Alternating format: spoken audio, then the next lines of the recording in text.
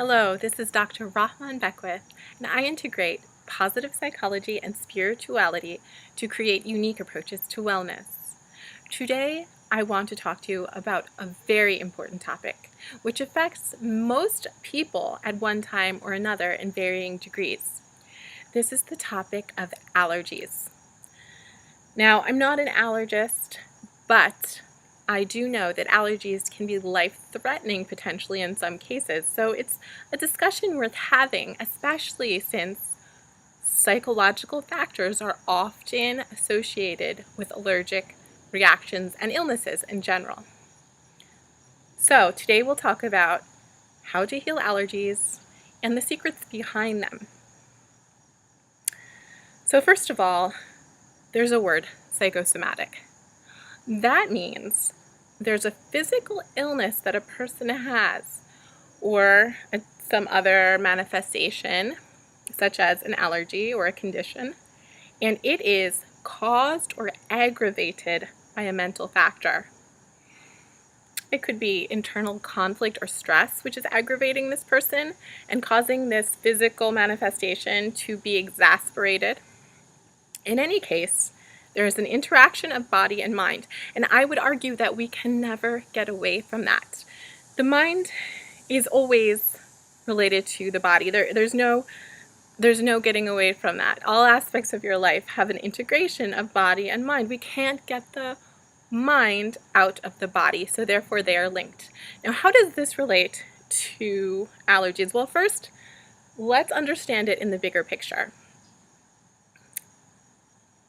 Your mind is creating your experiences and your physical reality, the interactions you have, the way that you view life. So it would make sense to understand that the mind is also creating the physical body itself. In fact, this is the reason that I chose to become a doctor of psychology as opposed to a traditional medical doctor. Now, medicine is wonderful, but if we know that the root causes of most physical manifestations are psychological, wouldn't it make sense to study the psychology, the emotions, mental state, and spiritual state of a person in order to see the secondary effects on the body and their world, their life, their environment? So primarily, we have psychological factors. Secondarily, we have all else cascading down. So how does this work in the matter of allergies? Well, let's think about it. Let's say that an allergy, scientifically, is often the body producing a reaction, which is an overreaction to a stimuli. It is an aggressive attack at what appears to be attacking the person. For example, allergies to natural elements such as pollen, or people are allergic to grass and animal dander. So basically, this means that the person's system is overreacting. Now, overreacting is a word that actually relates to psychology, doesn't it? That's not just by coincidence. I would argue that in all aspects, your mind is affecting your body. So if you are overreacting physically, it is because you are overreacting on some level in your emotional body as well. So this is really powerful because allergies are not well understood.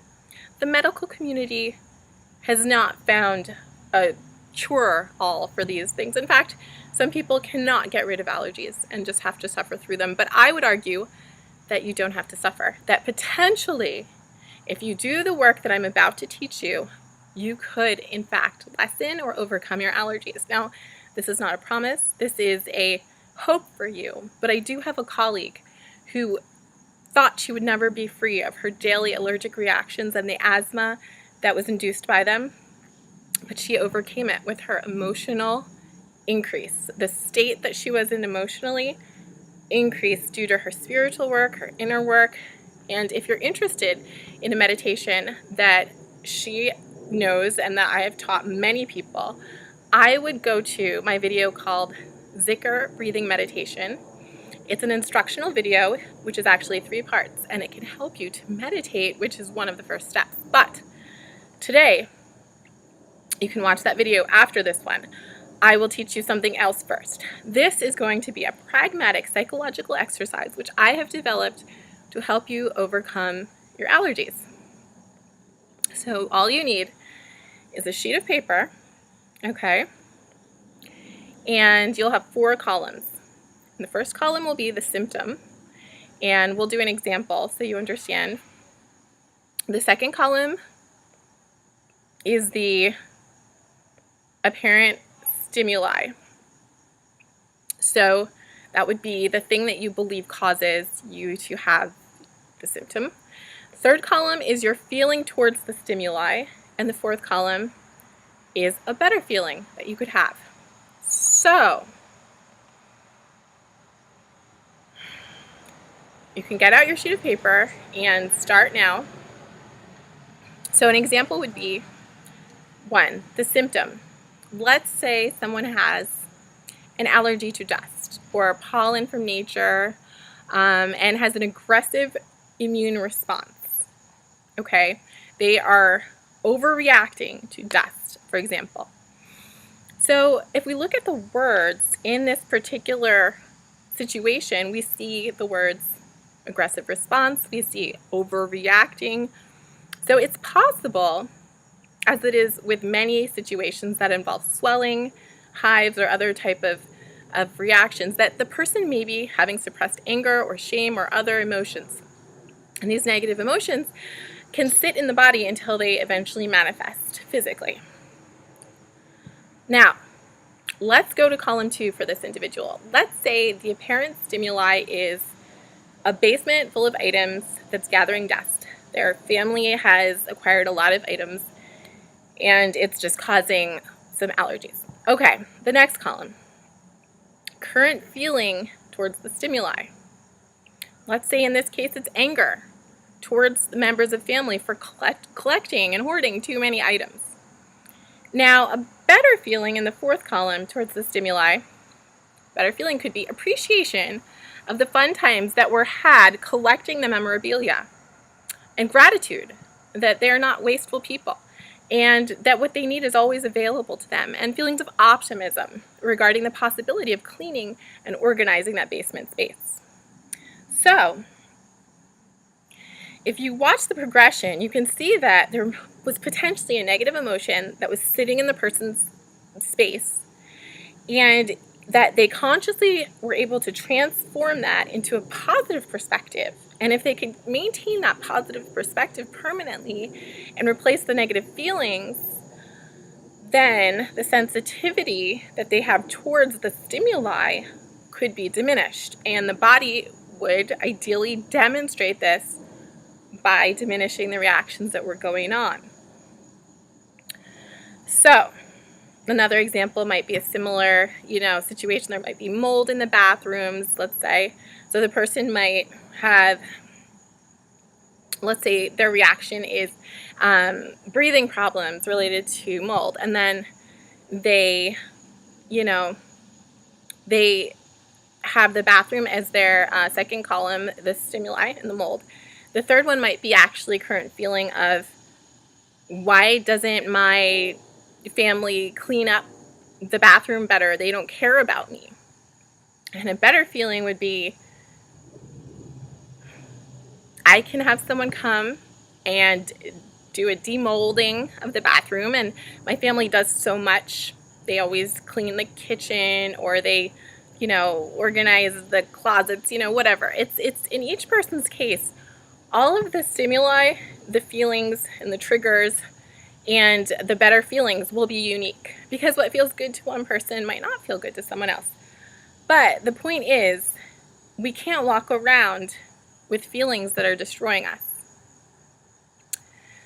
So, if you want your body to not have autoimmune responses where it destroys itself, to not have aggressive responses to external stimuli, you need to address what's going on inside of your body, meaning in the precursors of the physical world, which are the mental, emotional, and spiritual world, right? It's logical. Now, this is not to say that you can't seek medication. I'm actually a full believer in applying whatever means resonate with you. So if you're someone who wants to go, that makes sense. However, if you don't heal the emotional underlying stressors, it is possible that your medication may have side effects, or your problem might manifest in a different way, because your body is trying to tell you something. It's trying to tell you that you have feelings that need resolution and you need wisdom to resolve them. So if you need help with that, you can visit my website to learn more about how to improve your mental states. And you can watch my video entitled Positive Thinking E-Course Day 1, Gratitude, which is here on YouTube. And you may want that whole course, because people have gone from low levels of emotional states to much higher levels just by taking that course. So if you have a physical issue, it might simply be resolved in the unfolding of your mental upliftment.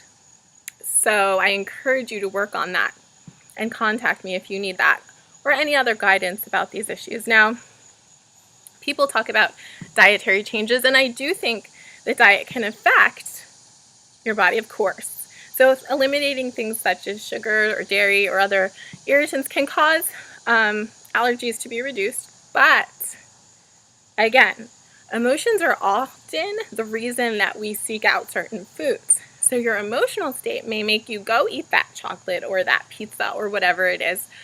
So that ice cream, whatever it is, and those things can then in turn affect your body. And also, emotions affect how we digest the food that we eat. So two people can eat exactly the same thing and have different results. And that's partly because the way that the body reacts to stress, for example, the blood will go to extremities for fight or flight response, and your stomach is not getting the blood needed to digest food. So then in that case, you wouldn't be digesting in the same way as someone who sat down and ate in a relaxed way and then did a meditation afterwards. They would experience different digestive response and thus different physical response to their food. So, as I said, meditation can help. Check out my videos. Please have hope, because as I said, people can really heal themselves from very dramatic issues. And please, share this video with someone who is struggling from a physical condition. I talked about allergies today, but this can apply to a vast array of illnesses. The same process can be used with the 4 columns, and the healing can take place. The body can be healed through the mind. It's possible. So give it a shot. And the worst thing that could happen is that your mind might feel better, first of all, and then secondarily your body. So please like this video, and please comment if you've had any experiences with allergies. I'd love to learn more about them, because I do not feel that I am at this point an expert, but I'm constantly learning, and different allergies and illnesses have different experience for each person. So thank you so much for watching today. I really appreciate you, and I really wish you the best in resolving your physical issues. I hope that this helped, and good luck.